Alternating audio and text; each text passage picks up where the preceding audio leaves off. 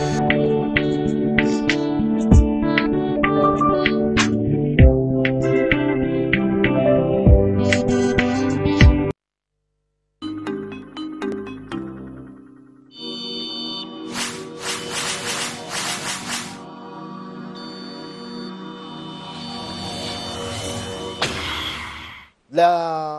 loi du bouchon, nous en parlons avec le visionnaire de l'Église La Vie en Jésus-Christ.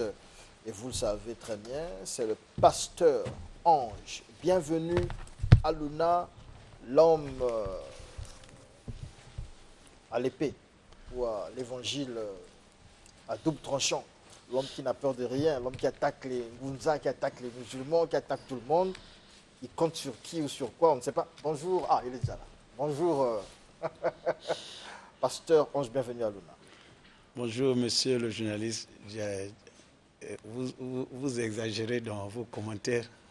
J'ai exagéré comment? Non, l'homme qui n'a peur de rien, qui attaque les Ngunza. Vous avez Jésus-Christ. Non, qui attaque les Ngunza. Je n'ai pas attaqué quelqu'un ici. Mais ce que vous dites là, beaucoup de gens se retrouvent. Bon, c'est ce que vous appelez par attaquer. Les doctrines du diable. C'est ça, c'est comme ça que vous dites. Hein. Moi, je ne fais que commenter ce qui se dit et ce que vous dites parfois. La loi du bouchon, c'est quoi? Merci beaucoup, monsieur Diaz. Alors, lorsqu'on parle de la loi du bouchon, on peut également appeler par la loi de couvercle. Nous sommes dans Nombre chapitre 19, le 15e verset. Nous lisons la parole de Dieu, que tout vase découvert sur lequel il n'y aura point de couvercle attaché sera impur. Nous sommes là dans la version Louis II. Maintenant, lorsque nous allons dans la version parole de vie, on nous dit, si un récipient n'est pas fermé avec un couvercle attaché, ce qu'il y a dedans devient impur.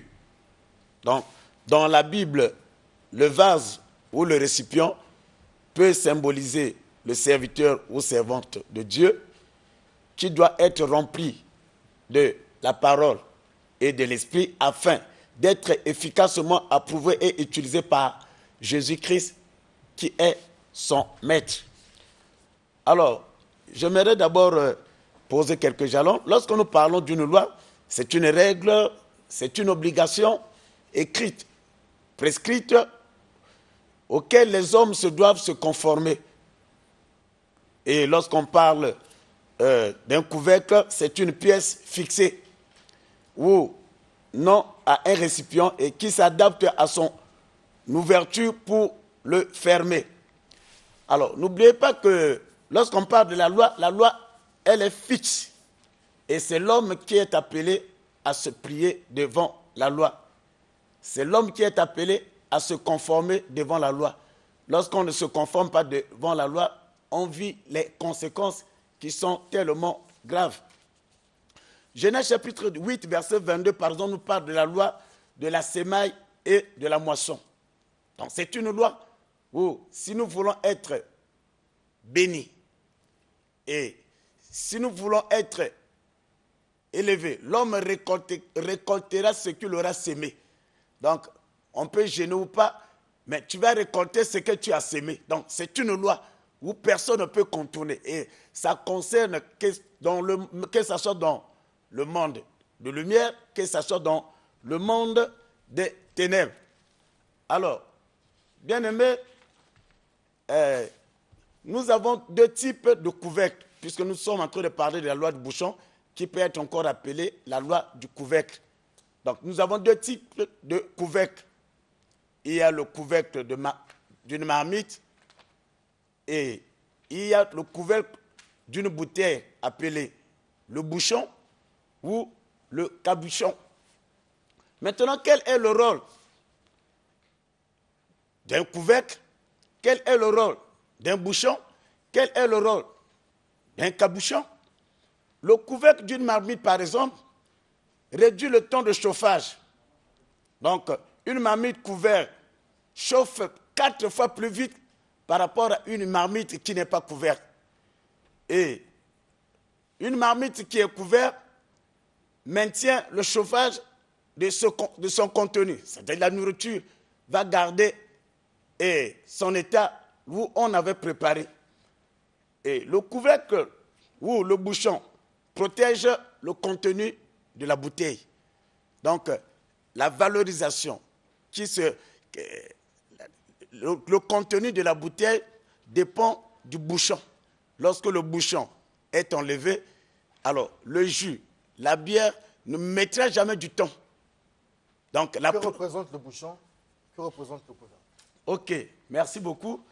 Alors, je suis pasteur, je suis serviteur de Dieu.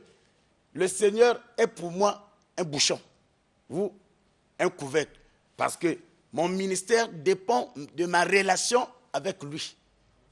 Alors, 2, je suis pasteur, je suis serviteur de Dieu. Le Saint-Esprit est mon couvercle et mon bouchon. Pourquoi? Parce que la puissance, l'onction que je vais exercer dépend de ma relation avec le Saint-Esprit. Il est même dit que sans moi, sans le Saint-Esprit, on ne peut rien faire. Alors, 3, je suis pasteur, je suis ministre de Dieu. Alors, mon père spirituel, et en tant que le berger, moi en tant qu'une brebis devant lui, et il représente pour moi un bouchon ou bien un couvercle. Alors, c'est là où, aujourd'hui, je vais parler de ce bouchon, de ce couvercle appelé le père spirituel, ou une notion que beaucoup ne le considèrent pas, une notion où beaucoup rejettent. Alors, nous devons comprendre que le naturel typifie le spirituel. Donc, le rôle que joue le bouchon, c'est le rôle que joue également un père spirituel dans la vie du ministère de quelqu'un. Nous avons vu par exemple la relation entre Jésus-Christ et Judas, qui était son père.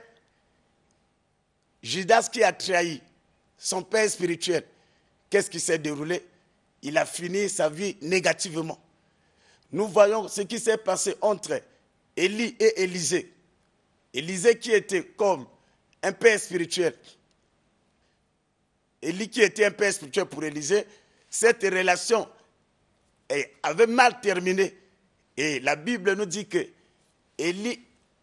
Élisée est mort. Par exemple, je parle d'Élisée et Géasi, pardon.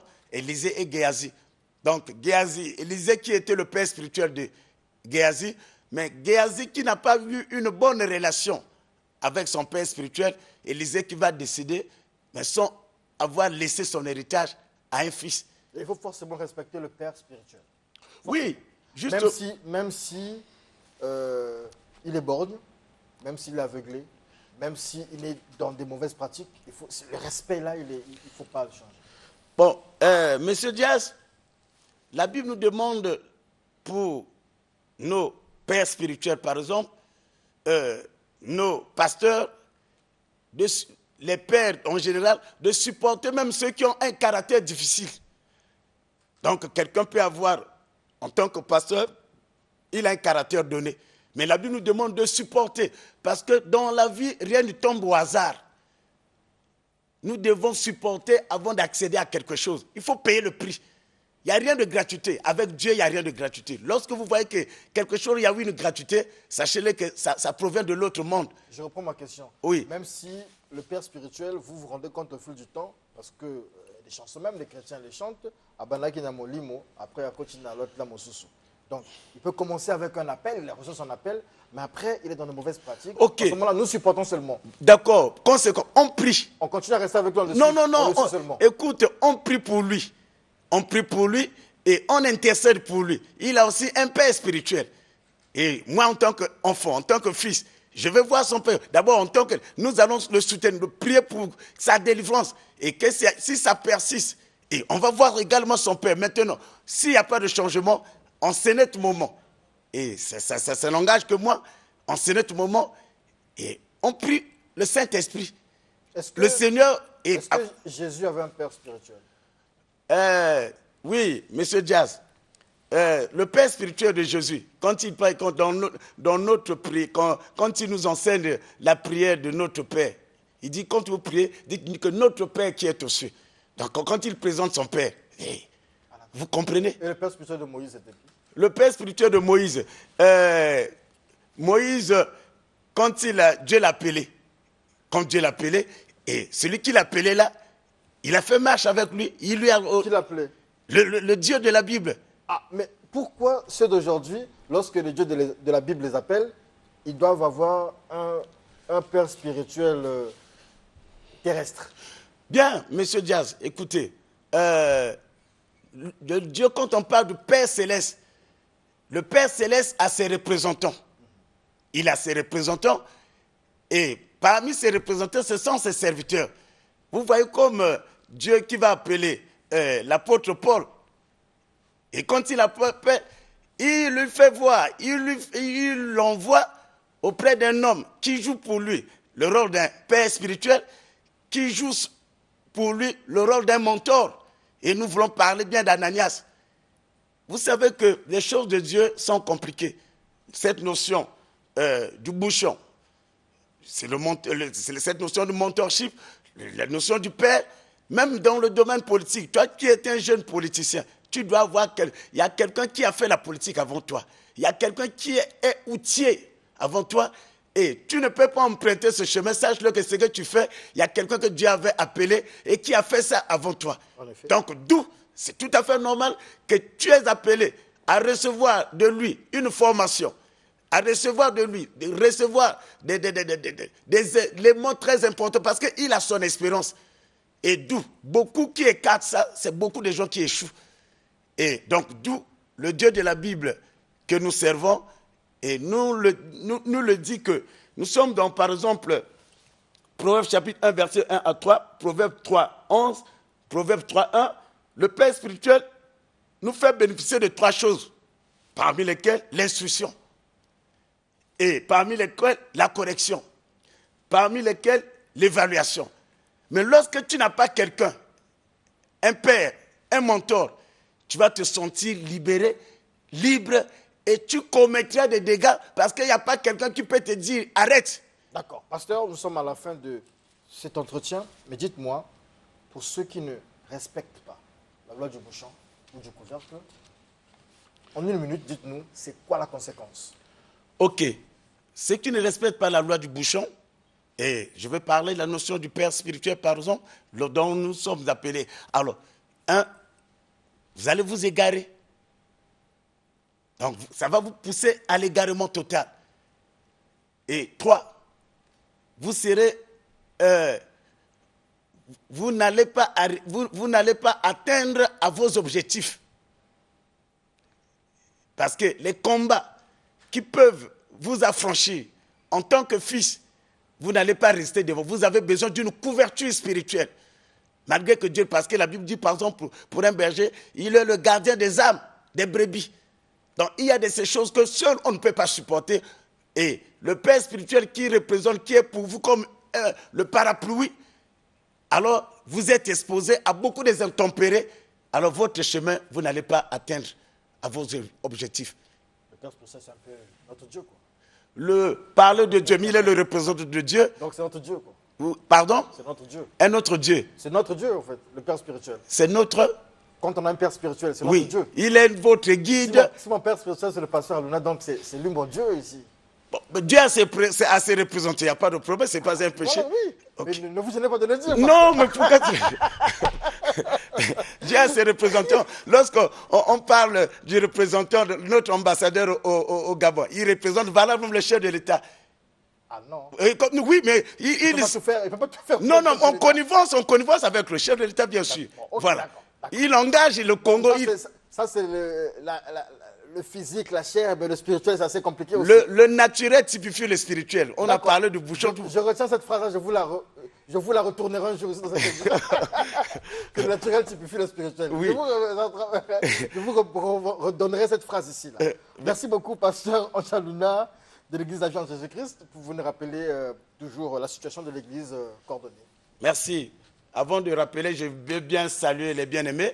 Que Dieu vous bénisse et que Toi qui n'as pas un père spirituel, tu dois prier Dieu pour vous donner un père spirituel. Sans un père spirituel, on n'a pas de repère. Et lorsqu'on perd des repères, c'est l'égarement total. Et toi qui as un père spirituel, malgré qu'il vous traite d'une drôle de manière, on doit apprendre à supporter. Ce sont les gens que Dieu nous a envoyés afin qu'ils nous montrent le chemin. Peu importe tes diplômes, peu importe ton niveau de prédication et autres, mais ton père spirituel, il demeure ton père spirituel. Alors, que Dieu vous bénisse, que sa grâce vous accompagne. Et je tiens à saluer également mon père spirituel, Onina Physique, que là où tu es, que Emmanuel vous accompagne. Alors, je suis au 00242 06 663 71 52. 00242 06 663 71 52. Que Dieu bénisse notre nation, le Congo. Que Dieu bénisse l'Église corps de Christ et bénisse nos pères dans la foi dans cette nation. Merci. Merci, même si on n'a pas béni Studio 210, mais que Dieu bénisse aussi Studio 210. Ok, vraiment. La fin de Merci, que Dieu n'oublie pas cette équipe qui est en train de faire un grand travail. Merci beaucoup. Studio 210 continue avec questions-réponses. Richard Fila Saint-Claude revient sur les méfaits et dangers de la nécromancie. Questions-réponses. Vous pouvez appeler donc au numéro affiché au bas de l'écran.